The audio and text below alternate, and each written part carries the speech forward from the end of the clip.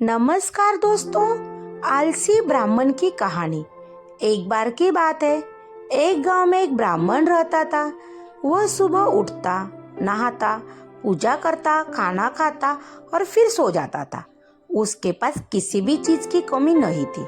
एक बड़ा खेत, खाना पकाकर देने वाली एक सुंदर सी पत्नी और 2 बच्चों का अच्छा परिवार था। सब कुछ होने के बाद भी ब्राह्मण के घर वाले एक बात से बहुत परेशान थे।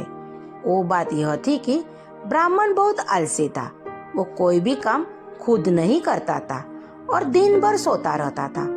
एक दिन बच्चों का शोर सुनकर ब्राह्मण जाग गया और उसने देखा कि उसके दरवाजे पर एक साधु महाराज आए हैं। ब्राह्मण और उसकी पत्नी ने साधु महाराज का स्वागत किया और उन्हें भोजन कराया।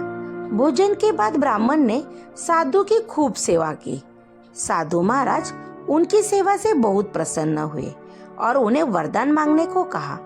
ब्राह्मण ने वरदान मांगा कि मुझे कोई भी काम न करना पड़े और मेरी जगह कोई और मेरा काम करते।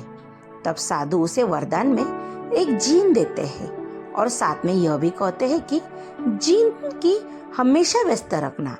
अगर उसे काम नहीं दिया तो वो तुम्हें खा जाएगा। वरदान पाकर ब्राह्मण मन ही मन बहुत खुश हुआ और साधु को आदर के साथ विदा किया। साधु जाते ही वहाँ एक जीन प्रकट हुआ।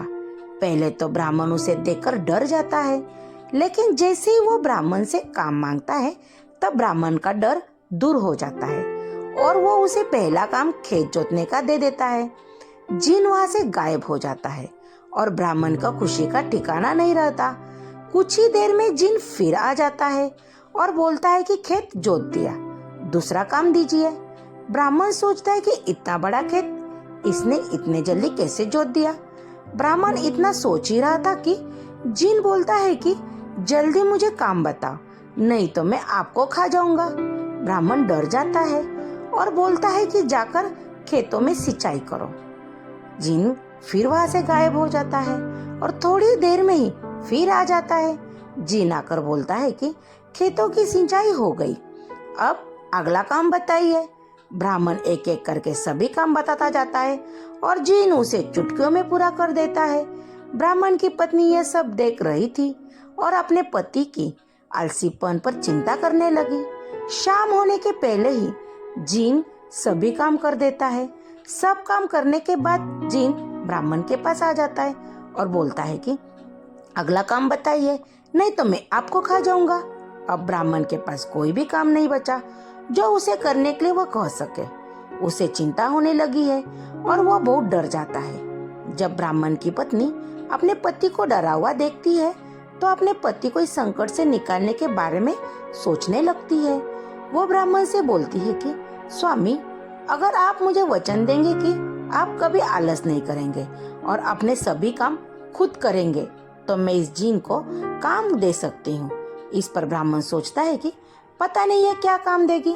अपनी जान बचाने के लिए ब्राह्मण अपनी पत्नी को वचन दे देता है। इसके बाद ब्राह्मण की पत्नी जीन से बोलती है कि हमारे यहाँ एक कुत्ता है, तुम जाकर उसकी पूंछ पूरी सीधी कर दो। याद रखना, उसकी पूंछ एकदम सीधी होनी चाहिए। जीन बोलता है कि अभी यह काम कर देता हूँ। यह बोलकर वहां से वह चला जाता है। लाख कोशिश के बाद भी वो कुत्ते की पूंछ को सीधी नहीं कर पाता और हार मान लेता है। हार कर जीन ब्राह्मण से यह कह चला जाता है। उसके जाने के बाद ब्राह्मण अपने आलस को छोड़कर सभी काम करने लगता है और उसका परिवार खुशी खुशी रहने लगता है। कहानी से सीख, हमें कभी आलस नहीं करना चाहिए। आलस करने से हम मुसीबत में फंस सकते हैं, इसलिए हमें आलस छोड़कर अपना काम खुद ही करना चाहिए। Thank you. कहानी को लाइक कीजिए, कमेंट बॉक्स में कमेंट करके बताइए कहानी कैसी लगी। अगर आप चैनल पे नए हो तो चैनल को सब्सक्राइब कीजिए। धन्यवाद।